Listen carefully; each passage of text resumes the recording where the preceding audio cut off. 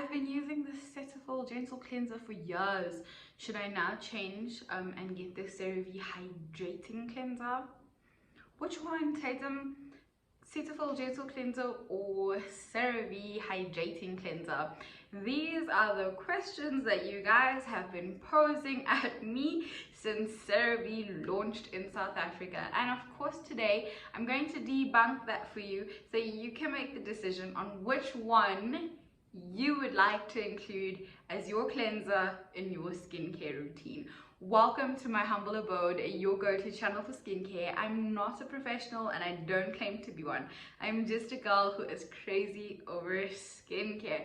And of course, you figured it out. Today we're going to do the Cetaphil Gentle Cleanser versus the Cerave Hydrating Cleanser. And as always, we're going to look at it from an ingredients and formulation point of view.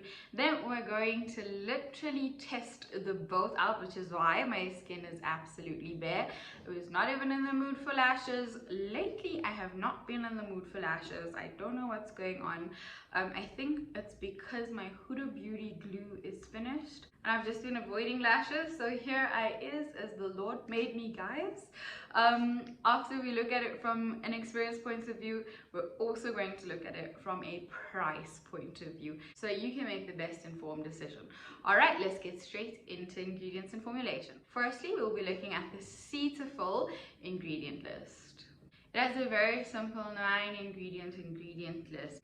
We're seeing water, cetyl alcohol, propylene glycol, sodium lauryl sulfate, which is not an ingredient that everybody loves because it can be very good at irritating the skin. But this is why formulation matters so much more than an ingredient list. Because even though this has SLS, it is so beautifully formulated that this cleanser is absolutely not drying to the skin in any way, and it is non-irritating. Then there's sterile alcohol. The alcohols that I'm discussing are fatty alcohols, they're not drying alcohols.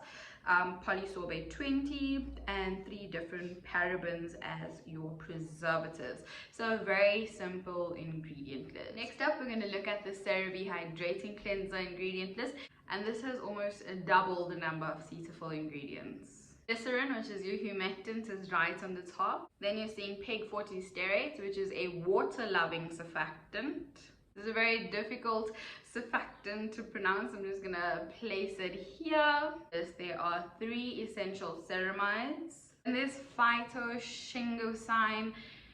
I don't know if I'm saying that correctly, please forgive me, but that is found in the uppermost layer of our skin. There's cholesterol, hyaluronic acid, and vitamin E. Personally, for me, having such lacquer ingredients in a wash-off product is such a waste because all this product is going to shortly be down the drain. It's not left on the skin long enough to have a significant effect. So who wins on a formulation point of view? Cerave does have more depth in their ingredient list, and by depth I don't mean that more ingredients are better. I'm just saying that their choice of ingredients have more depth than the Cetaphil.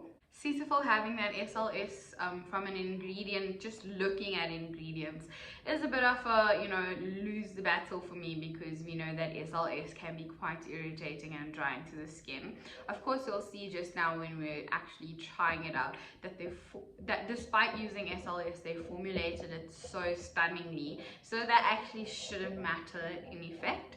But because this is a battle, I think from a formulation point of view, I'm going to definitely give it to Cerave in this case. If you have sensitive skin, less ingredients are better for you because if you do have a breakout or a reaction, you're able to isolate which ingredient is probably triggering you much easier. So if you have sensitive skin, the Cetaphil ingredient list should actually be a winner on your side. Okay, so let us try both of them on. I'm going to wash my face on screen with you so you can really see how they both work. So I'm going to start off with the Cetaphil.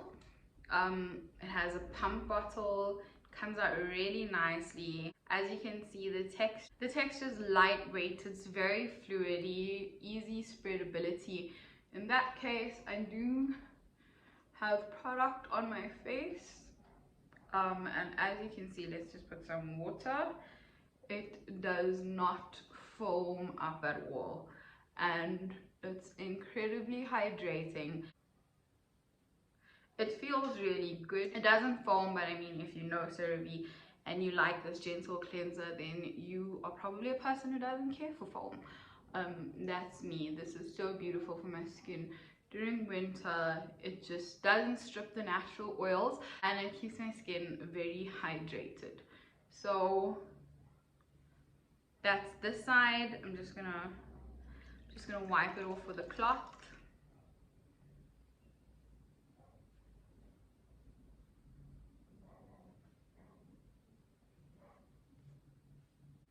I've been using the Cetaphil cleanser for more than a year now. I love it. I love how it makes my skin feel. I am so very used to it. It's so good for my dry skin, and I absolutely adore it in winter. So on the other side, let's test the Cerave. This is what the bottle looks like. It also comes in a pump action, also fluidy, feels very, very similar to the Cetaphil. As you can see, it also doesn't foam on the skin. It's a lot more silky. It definitely feels a bit more hydrating. I'm gonna put some water. As you can see, it really doesn't foam, and it definitely feels a lot more like a cream cleanser. So it's a bit more silky for me. Oh, there goes my brow.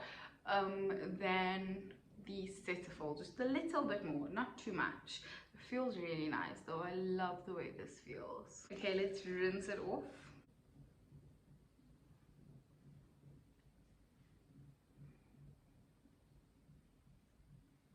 They both feel really similar when you're washing them. So before I did this video for the last 2 weeks, I've been just using both. Like, I've just been grabbing both to see if I feel any significant difference. And when you're actually washing your skin, they feel extremely similar. When it's dried down, Cerave definitely leaves the skin a bit more hydrated and more plumpy than the Cetaphil does. That was one noticeable thing that I thought is worth mentioning. After using the Cerave over a couple of days, my skin really felt like, you know, plumped and juicy. So for me, the Cerave just steals my heart a little bit more than the Cetaphil, but they're both so close. From a price point of view, the Cetaphil 250 ml costs 196 Rand at Clicks, and the Cerave 236 ml costs 199 Rand. So once again, very close in price as well. Of course, with the Cetaphil, it's 4 Rand cheaper for about 14 ml extra, if that matters to you. Because this is a battle and I have to choose a winner, I think personally for me, Cerave wins between the two. But they're both extremely hydrating and amazing quality cleansers, no doubt.